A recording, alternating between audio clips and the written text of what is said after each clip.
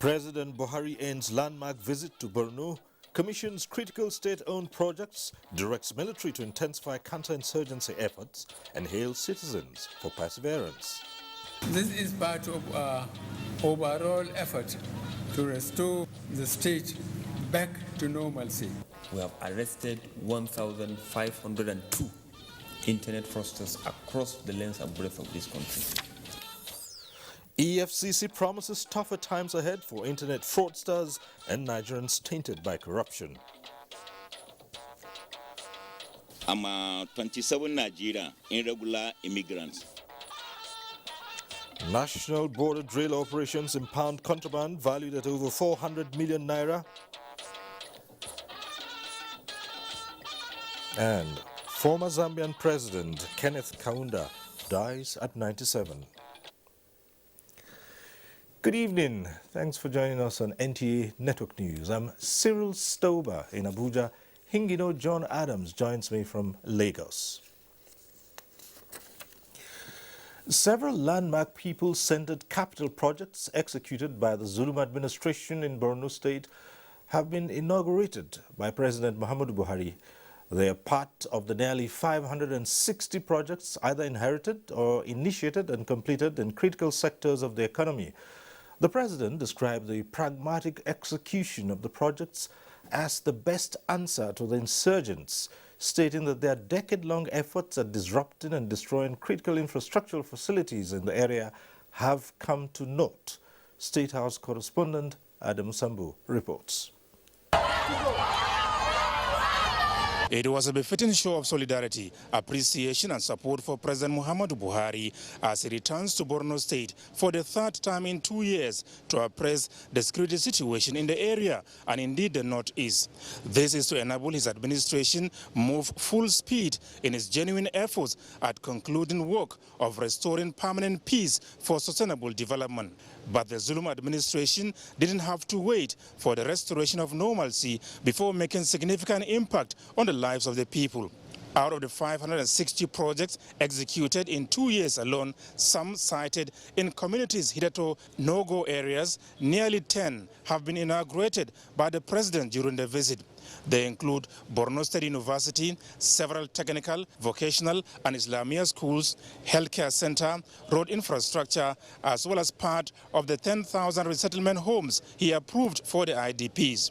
Addressing the people of the state shortly after, President Muhammadu Buhari promised not to relent until the millions of internally displaced persons not only return and resettle in their homes, but also rebuild their shattered lives. He said decisive measures have been taken towards safeguarding IDPs and refugees, as well as engaging them in the task of rebuilding their communities. This effort at alleviating the suffering of displaced communities will hamper the evil efforts of terrorists and insurgents to recruit fighters and spies from IDPs and other vulnerable populations through the use of faulty material incentives. In the light of the current improvement of security in the state, I have directed the NNPC to expedite the delivery of 50 megawatts power plant in order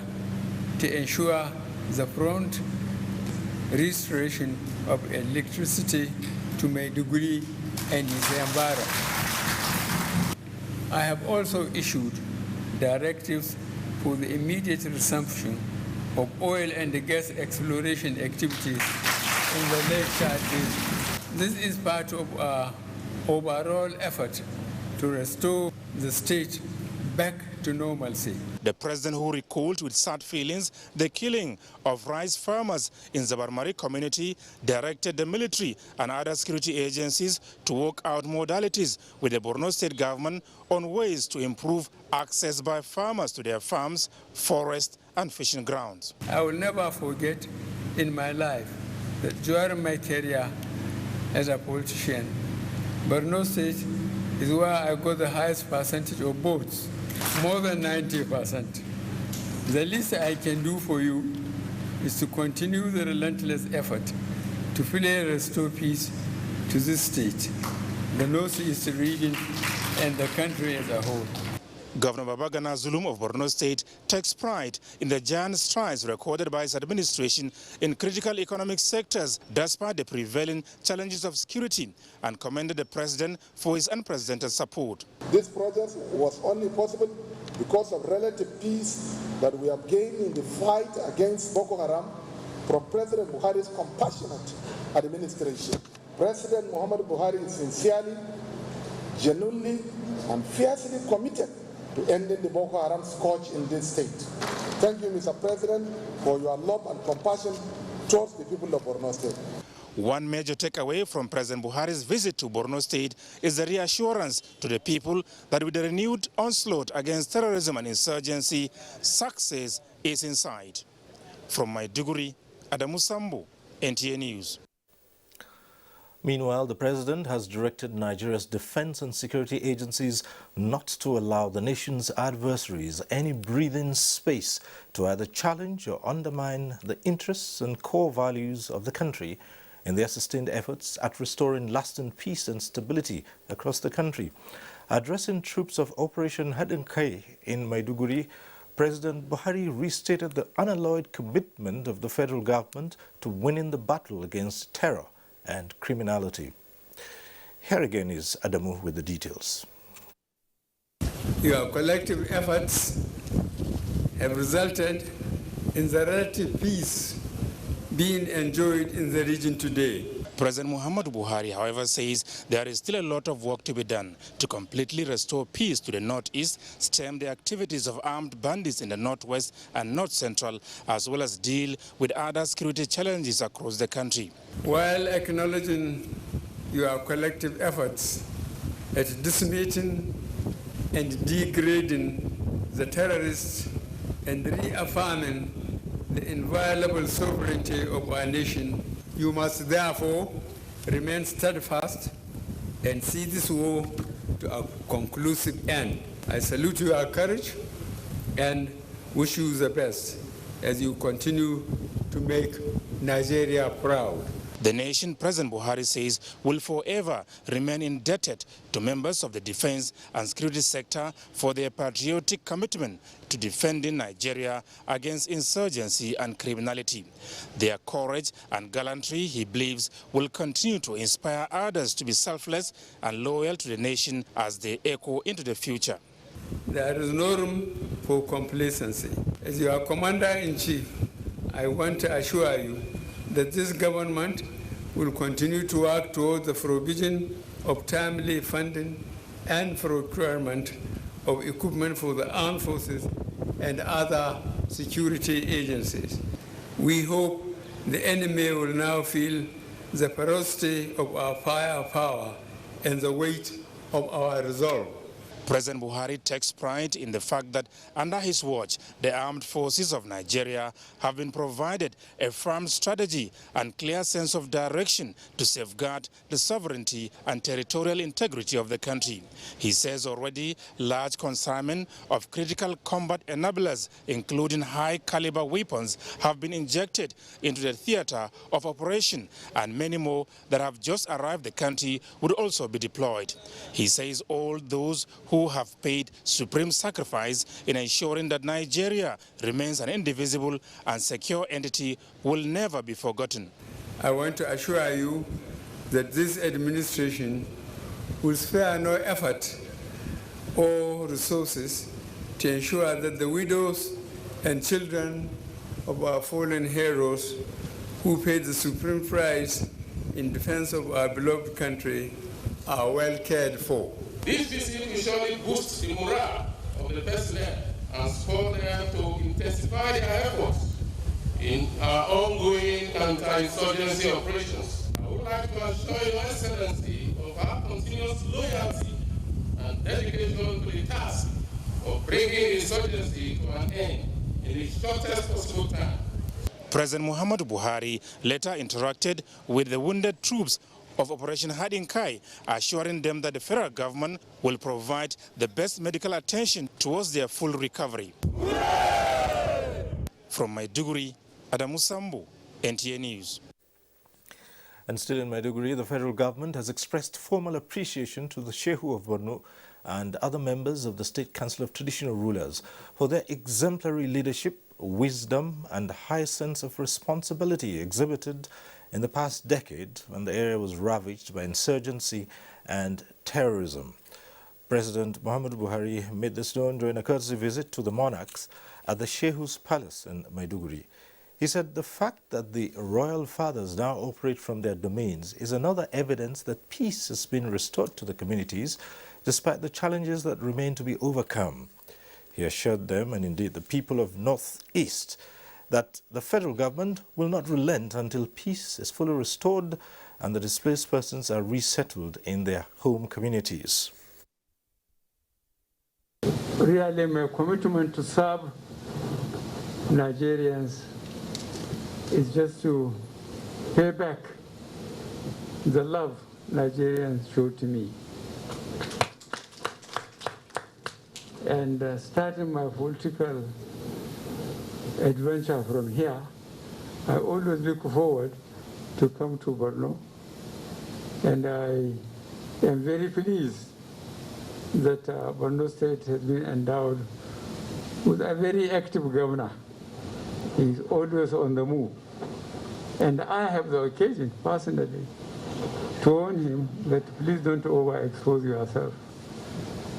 He's a young man, and the way he moves around, including visiting the very dangerous areas where the bandits are there.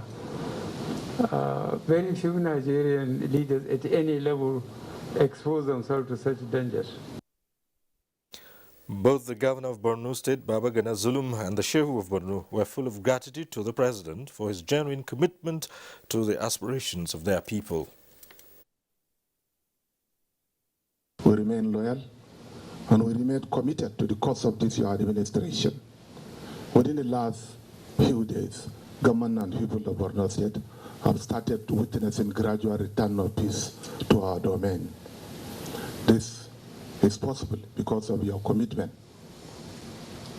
towards the cause of ending insurgency in the entire northeastern sub-region. We sincerely appreciate and commend the effort of the federal government under your ever leadership towards rescuing us from this terror group whose action or ideology are contrary to any religious belief. We are highly indebted to you, Mr. President. In other news, the Economic and Financial Crimes Commission says it is determined to investigate and prosecute anyone found culpable in illicit financial activities in the country, while also emphasizing readiness to pursue the prosecution of high-profile cases involving some prominent politicians to their logical end. Chairman of the Economic and Financial Crimes Commission, Abdul-Rashid Bawa, also says the Commission is fully prepared to curb cases of money laundering, as well as end corruption in the civil service. State House correspondent Jide Onifadi reports. Database, the development of the property ownership database with biometric identification system will help in providing accurate information on property ownership while including more individuals into the government, tax net. Yes, of course. Determined and looks set to reposition the Economic and Financial Crimes Commission is the chairman, Abdul-Rashid Bawa, who is just 107 days in office as the EMS man. During the time, he says the commission has embarked on a comprehensive restructuring and reform efforts aimed at improving operational effectiveness and have revealed the second hidden eye of the eagle are now bearing fruits. We have recovered over 6 billion naira, over 161 million United States dollars. The rising increase of internet fraud. This is a huge problem that we have. Almost every other day we are arresting them. From January to the 11th, 10th of June 2021, we have arrested 1,502 internet fraudsters across the length and breadth of this country. Bawa also speaks on other plans Nigerians should look out for from the commission. That we want to digitalize our process, we want to be transparent enough so that by pressing of a button, we should be able to tell you figures, facts, as well as any other thing that record that we are keeping, for the betterment of us and of course for accountability to Nigerians. Asset recovery. From one individual alone, we recover 84 properties. You understand? Hundreds of millions of dollars, left, right, center. You understand? And what is it? So we are working hard. The government have tried.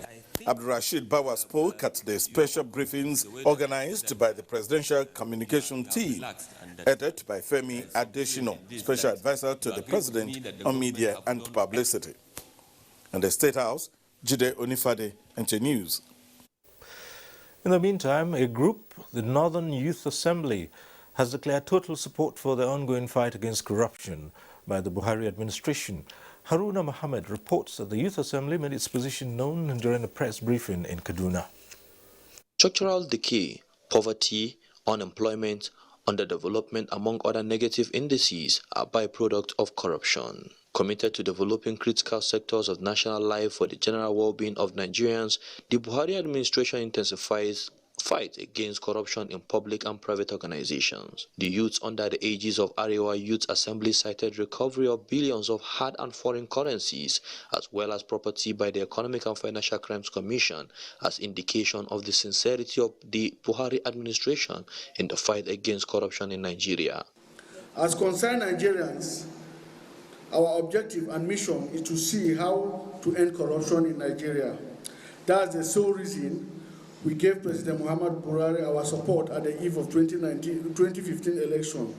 President Muhammad Buhari, as an anti-corruption crusader, emerged and as Nigerian president in 2015 and 19, respectively, because of what all of us believe and what we know him of, and we know what he's capable of doing in terms of fighting corruption. The youths also declared their unalloyed support for zeal of the present chairman of EFCC, Abdurashid Bawa, in the recovery of looted funds and prosecution of corrupt public office holders. They also called on him to avoid distractions, assuring him that Nigerian youths are solidly behind his effort. Haruna Mohammed, NTA News. Time for a quick break. The news continues shortly. Thanks for staying with us.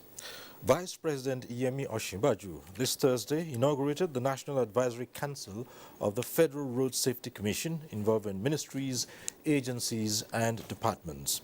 Also, judicial panels set up across the country on NSAS protests are already turning in their reports.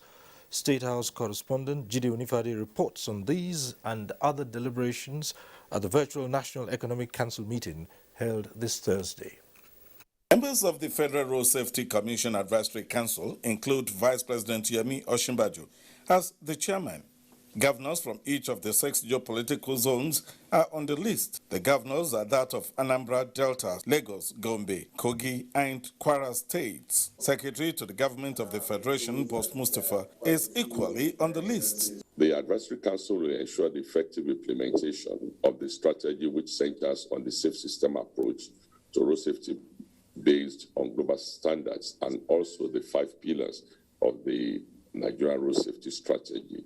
There was a presentation from the Minister of Humanitarian Affairs, Social Development, and the topic of that was actually on the establishment and management of the assault referral centers.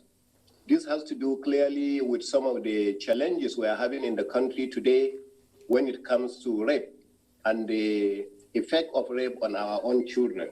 Give the council an update of the account balances as follows. 1, the excess credit account balance as at the 16th of June 2021 stood at $60,850,975.92, while the stabilization account as at the 16th of June 2021 stood at $24,802,716,416 naira 22 kobo. Reports from judicial panels set up to investigate police brutality are pouring in. So very soon, a National Economic Council session will review those reports and point to a way forward. Also, the Council received a report from the Ministry of Petroleum Resources and the NNPC on the issue of the terminated strategic alliance agreements with an idea of how to solve the problem and move forward. The judicial panels were set up across the country after the NSAS protest of 2020. In the State House, Jude Onifade, NTA News. The National Assembly is reviewing the Electric Power Sector Reform Act of 2005 so as to provide a law that will address challenges of the post-privatization of the sector. Joshua Ojito reports that key players in the sector are making inputs to the planned law that will enable efficient and optimal value chain operations and ultimately improve power supply. 10 years after the enactment of the Electric Power Sector Reform Act and 8 years since the partial privatization of the power sector, the guiding rule for all players is yet to be reviewed to address challenges in the sector. National Assembly is embarking on a journey to give industry players a law that will improve their performances. The conversation here with the legislature, Judiciary and Nigerian Electricity Management Services Agency, NEMSA, is on how to address areas of conflict between NEMSA and other agencies in the sector to make them function effectively. New issues have arisen from those private entities that have been taken over by private companies. And so those issues need to be addressed in the Electricity Act. We intend to pass the Act possibly, if not end of this year, first quarter of next year. At the end of this session, we will be able to have clear pathway on what the law is regarding NEMSA's role and functions, and it will guide activities of NEMSA going forward. All this is just to ensure that when the Electricity Act comes out, everybody will have complete and distinct rules to play, unhindered, without any ambiguity, without anything that you need to worry about. As the conversation continues among industry players for a new electricity law, electricity customers are hopeful that it will translate to improved power supply. In Abuja, Joshua Ojito, NTA News. Zambia's founding father and former president, Kenneth Kaunda, has died in Lusaka at the age of 97. He was hospitalized early this week for pneumonia. Correspondent Obiageli Ugoke takes us through the life and times of the man, Kenneth Kaunda. Kaunda led Zambia into independence from Britain ruling the country from 1964 to 1991. He was also instrumental in assisting other Southern African countries gain independence from minority rule. KK, as he was affectionately known, was born at Lubon Mission, then Northern Rhodesia, the youngest of 8 children of a Church of Scotland minister. Kaunda was a teacher by training like his parents. He was at the forefront of the struggle for independence, first joining Northern Rhodesian African National Congress in 1951. He became Zambia's first president at independence from Britain in 1964. He ruled the country for 27 years. Kaunda was all his life a staunch Pan-Africanist. In 1968, he declared Zambia a one-party state. He is also credited with having had a negative impact on Zambia after partially nationalizing the mining industry, the backbone of the country's economy. Kaunda attempted a political comeback in 1996, but was barred on constitutional grounds. In his later years, the elderly statesman dedicated his time to charity work, particularly the fight against HIV and AIDS. He has received, amongst his many accolades, 8 honorary degrees and the Order of the Companions of O.R. Tambo in 2002. Obiageli Ugoke, NTA News. And President Buhari, in the meantime, has described Zambia's founding father and independence nationalist, Kenneth Kaunda, as, quote, one of the greatest African and world leaders of all time who loved his country and people profoundly. Reacting to Kaunda's death, the president said, quote, I have received his passing with great shock because I knew his contributions to the development of not only Zambia, but also Africa at large." End of quote. President Buhari extended his condolences and that of the nation to the family, the government, and people of Zambia over Kaunda's death.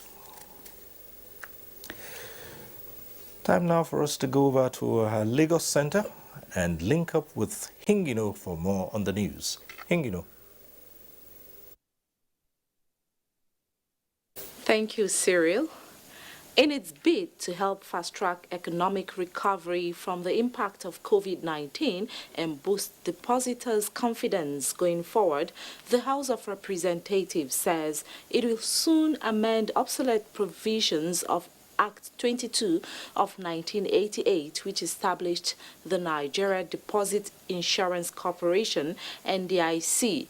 Chairman, House Committee on Insurance and Actuarial Matters, Darlington Nwokocha, disclosed this at a day retreat organized by the NDIC for committee members in Lagos.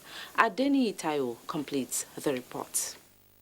World over, economies reeled from the shockwave and negative impact of COVID-19 pandemic, with the banking sector one of the most affected by the scourge. Now that the heat of the pandemic has lessened and stock taking, attention has turned to measures that can drive recovery.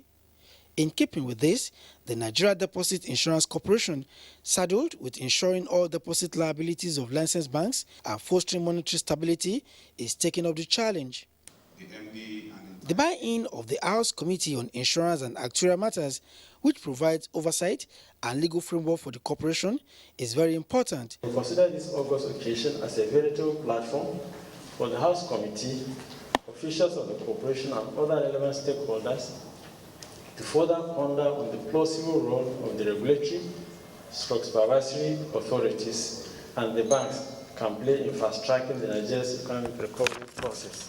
While noting that the experience with COVID-19 has helped to underscore the importance of insurance to the economy, Chairman of the committee, Darlington Nwokocha, said an amendment to obsolete provisions of the NDIC Act would assist the corporation to achieve its mandate better. We want to go through their act, the entire of their act, the NDIC Act, to see the one that are suitable, that will suit our immediate environment. So anyone we find not suitable, we're going to do the needful by amending it accordingly. Areas that will likely get the attention of participants at the retreat include how to lower interest rates and deepen deployment of financial tech services for broader economic activities. Where NDIC comes in also is in the area of guaranteeing that whatever loans are also given out by the banks are recovered. And because the loans that banks give out are not manufactured money.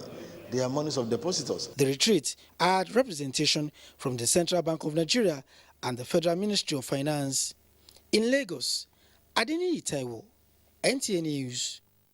Now, the much-anticipated Dangote fertilizer has taken over the Nigerian agri-business space for an onward distribution to both domestic and foreign markets. With a 3 million metric tons production capacity annually, the fertilizer plant is the biggest in the world. Abolade Salami reports. The $2 billion Dangote fertilizer plant, with an estimated production capacity of 3 million metric tons of urea annually, is the country's highest foreign exchange generating company. While the fertilizer plant is expected to produce high quantity of the product for farmers and exports, agricultural produce will also enjoy an exponential growth in output. Just this one alone will give us about $1.2 billion into the country. The 3 million tons. So if you have 30 million tons of urea, for example, and the market is there abroad. I mean, if you look at it, all commodities prices have actually gone up more than 30-40% today in the world. Because people have actually gone back to the agriculture. As the product floods the Nigerian market, farmers can now breathe a sigh of relief as regards yields of high quality and an improved plant cultivation. So we want to produce the entire bouquet of fertilizers. Because when we say this place is going to be the breadbasket of the world, it will need fertilizer. Then they will continue to be importing. And Africa has phosphates, Africa has potash, we have natural gas. So everything what we need for various varieties of fertilizers are available locally. So once we are able to provide the fertilizer to the agriculture community, the yield in the Nigeria will exponentially increase, and that will be the food sufficiency for the Nigeria. Dangote Group of Companies, Nigeria's pride in the continent of Africa with regards to manufacturing of cement, pasta, sugar, salt, and huge investments in the construction of a petroleum refinery and fertilizer plants, is contributing to the economic growth of the African continent. In Lagos, Abolade Salami, NTA News. It's time for another break. The news continues shortly. We're back in Abuja and Benny Adams brings us business news. Benny? Thank you, Cyril, and welcome to Business. Nigeria is set to join 191 countries across the world to showcase culture, technology, innovation, creativity, and human excellence in the biggest world expo in the Arab world, holding in Dubai from October 2021 to March 2022 with the theme Connecting Minds, Creating the Future. Minister of State, Industry, Trade and Investment, Mariam Katagum, disclosed this at a media roundtable in Abuja. That Nigeria has completed content curation process, procurement of exhibits and commercial retail items, and shipping of artifacts to Dubai. In the meantime, internal installation is ongoing. It is pertinent also to note that Nigeria has scheduled 23 customized events, including a trade and investment forum, musical concerts, women in laughter, football friendly, Adire and other fabrics fashion show, women in film, art of recycling, cultural performance, dance shows, and find your place in the food chain, amongst others. $1.5 billion worth of contract has been awarded to SMEs and accounts for 54% of the businesses registered with the Expo. And on the capital market, investors gained 28.26 billion naira as NGX all-share index inches up further by 0.13% amid negative market turnover. Equities closed at 38,615.11 basis points as against 0.16% appreciation recorded previously. Market breadth closed positive as Champion led 18 gainers as against 8 losers, topped by H Markins. Market turnover closed negative as Wema Bank, M Benefit, and Zenith Bank were the most active to boost market turnover. That does it from business. Cyril, is over to you. Thank you, Benny. Nigeria's Vice President, Professor Yemi Osinbajo, says government will take serious actions against those involved in violence against children. He stated this at the National Policy Dialogue on Ending Violence Against Children, organized by the Federal Ministry of Women Affairs in collaboration with international development partners. Ngozi Silva Technicio completes the report. For the Vice President, children remain a great asset for Nigeria and must be protected jealously. Attacking children is an attack on the soil of the nation, and government can't sit back when they are molested either at home or in school. We acknowledge the need to improve the implementation and enforcement of laws, promotion of a safe environment, and strengthening parental and caregiver support. For the Minister of Women Affairs and Development Partners, pushing for an all-inclusive policy document containing rights of children at all levels is an antidote to ending violence against children. We are partners moving in a trend towards ending violence against children in our world. This requires effective and efficient collaboration efforts among all key actors. Let us try to see the voices of some of the girls who have been in this situation of abuse and exploitation. Let us remember Fatima, who's 13-year-old, who is also a mother of a 1-year-old boy. We are here appealing to the federal government to provide a better intervention to curb this violence that is spreading at alarming rate. Your Excellency, also a major topic is discussed and a resolution were made about promoting a qualitative way forward of a Nigerian child through quality education. I should not be subjected to any physical, mental, or emotional sexual abuse.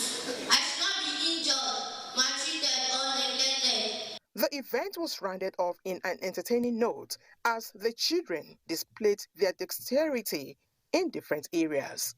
Ngozi Silva, Technical, NTA News. The Nigeria Governors Forum has signed a memorandum of understanding to address the lingering issues connected with the recent industrial dispute between state governments and the leaderships of judiciary and parliamentary workers' unions in the country. Abubakar Usman Akwanga reports that this was part of its 31st teleconference of NGF under the COVID-19 new normal. The memorandum was signed with the Chief Consulator and Minister of Labour and Employment, Dr. Chris Ngige, in attendance to fashion out ways of addressing grey areas provoking the industrial action, but details of the memorandum was, however, not made public. The Nigerian Governors Forum also received update from the Presidential Steering Committee on COVID-19 on the submission of supplementary budget to assess additional vaccines. Chairman of the committee and Secretary to the Government of the Federation, Bas Mustafa, informed the forum of plan to set up 38 oxygen plants across the country, with Abuja and Lagos to get 2 allocations each. The forum says it is enforcing compliance with non-pharmaceutical measures in public places to contain the spread of COVID-19. The direct link indicators for the implementation of state financial transparency, accountability and sustainability is also receiving urgent attention ahead of proposed deadline for World Bank's $750 million grant. The 36 state governors commended activities of the state first ladies on sustained effort on the fight against sexual and gender-based violence and tasked more states to adopt the Violence Against Persons Prohibition Act. NGF received update on federal government key electricity reforms, including the transfer of disco equity to states and transition strategies for electricity subsidies in the country. In Abuja, Abubakar Usman Akwanga, NTA News. In a similar vein, governors of the All Progressives Congress have agreed to ensure the autonomy of the legislature and the judiciary in their states. Chairman of the APC Governors Forum, Governor Abubakar Atiku Bagudu of Kebbi State, disclosed this at the end of the forum's meeting in Abuja. Salihu Abdullahi Gwanara reports. Addressing the media at the end of their strategic engagement held behind closed doors, the forum's chairman said the governors took the decision after reviewing reports of various committees assigned with the responsibilities to look into issues of states' legislative and judiciary autonomy. And the forum commends the committee and the work and the outcome and want to restate that as a forum we are committed to its implementation. The APC Caretaker Committee, led by their colleague, Governor Maimala Buni, also received a pat on the back for uniting supporters and expanding the party's membership strength, and assured positive impact so as to make the forthcoming congresses and convention a success. The timetable, we have made some inputs, particularly to comply with the Electoral Act to ensure that we are with the constitution of the party, but we also urge the Caretaker Committee to ensure that they consult with all. There is this proposal before Mr. President, and once he approves it, the National Caretaker Committee will announce it. In view of the ongoing infrastructural development by the Buhari administration, the governors said APC remains the preferred political platform for electing purposeful leadership. In Abuja, Salihu Abdullahi Gwanara, NTA News. And the All Progressives Congress Enugu State Chapter has passed a vote of confidence in its 2019 governorship candidate, Senator Ayogu Eze. According to them, for being a blessing to the party. In a statement jointly signed by the APC State Caretaker Chairman, Dr. Ben Woyi, APC Local Government Area Caretaker Committee Chairman Desmond Ayogu, and the Caretaker Chairman Ward 7, Igboeze North Local Government Area, Nduka Obeta, the party described Senator Eze as a grassroots-oriented politician who has brought his wealth of experience and knowledge to help develop the party and widen its appeal and popularity within Enugu State and the Southeast geopolitical zone. The party further commended Senator Eze for being level-headed and loyal to the party in all his dealings, noting that he worked assiduously with other party members to assist the committee sent to Enugu State for the recently concluded registration exercise led by Senator Jonathan Zingina. The party added that as the leader of the party in Enugu State, all eyes are on him to continue to mobilize the party for the coming congresses and national convention and the 2023 general elections. The vote of confidence was addressed to the national chairman of the APC Caretaker and National Convention Committee, Governor Mai Mala Buni. INEC is clearly not happy that outcomes of elections are now increasingly determined through litigations long after the polls have been concluded and winners declared. INEC Chairman Professor Mahmoud Yakubu expressed the Commission's worry at a meeting with political party chairmen ahead of the Anambra State governorship election. Mia Ugidi reports. Political party chairmen in a round table is a rare gathering, so pleasantries done in arrears. INEC not smiling much because the Commission's frustration is partly attributable to the political parties. The Commission is not happy that candidates for elections are now being determined through litigation long after elections have been concluded and winners declared by INEC. The problem lies squarely with the conduct of party primaries and nomination of candidates by some political parties. Exercise on aspirants to ascertain their integrity, credibility, and electoral worth before and after the polls with further scrutiny by security agencies and other stakeholders will help the polity. Elections are coming soon in Anambra and the Federal Capital Territory. 18 political party primaries in Anambra State and 14 in the FCT, and INEC hopes for the best. You must ensure strict compliance with your party constitutions, the law and the Commission's regulations and guidelines on party primaries in particular, and the management of party affairs in general. Also top on the list for discussion, briefing on the new polling units, preparations for the resumption for continuous voter registration exercise, and failure by some political parties to submit their election expenses within 6 months. Mayor Ogede, NTA News. In a continued effort to protect the nation's economy and suppress smuggling to the barest minimum, the Sector 4 unit of the National Border Drill Operations has seized contraband with duty-paid value of over 400 million naira. Shehu Adamu reports that the interception was made along illegal routes between Katsina State in Nigeria and the neighboring Republic of Niger. The porous nature of Nigeria's land border made operatives of the National Border Drill to remain vigilant against any illegal movements of persons and contraband to protect the nation's economy. To achieve this, therefore, operatives of the Sector 4 unit of the National Border Drill have, between 14th of April and 15th of June this year, intercepted 923 bags of foreign rice of 50 kilograms each, 851 cartons of spaghetti, and 45 bales of new textile materials, 5 vehicles.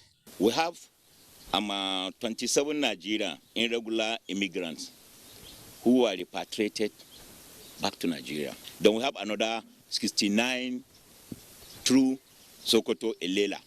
Sector 4 coordinator of the drill controller Aliyu Alaji Mohammed therefore warned smugglers to desist from the trend, saying the federal government has created business opportunities to create wealth and drive the nation's economy. In Katsina, Shehu Adamu, NTA News. The Nigerian Television Authority, NTA, and the National Orientation Agency are putting together a long-term partnership that will fast-track the dissemination of information on government policies and programs to drive development. Kenneth Nanim reports. The National Orientation Agency is saddled with the responsibility of communicating government's policies and programs to the public, and the Nigerian Television Authority is the nation's lead state medium for national and international news dissemination. Both entities have many areas of collaboration in promoting a better Nigerian image locally and internationally. The Director General of the National Orientation Agency, Dr. Garba Barry, is in the NTA to strengthen the already existing working relationship and seek synergies in promoting the Nigeria project. The NOA DG explained that the agency has developed video clips containing patriotic messages for national reorientation and will soon deploy a national committee of influence operation that will project safe neighborhood initiative of which the NTA is a member.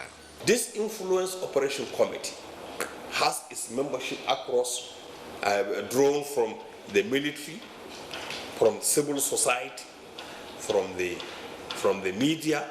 The Director General of the Nigerian Television Authority, Yakubu Ibn Mohammed, assured his visitors of an elaborate partnership on positive communication that will address the socio-economic challenges being faced by the nation, especially in the grassroots. When NTA, launched its campaign against rape and rapists, the National Orientation Agency, was there, to support. So.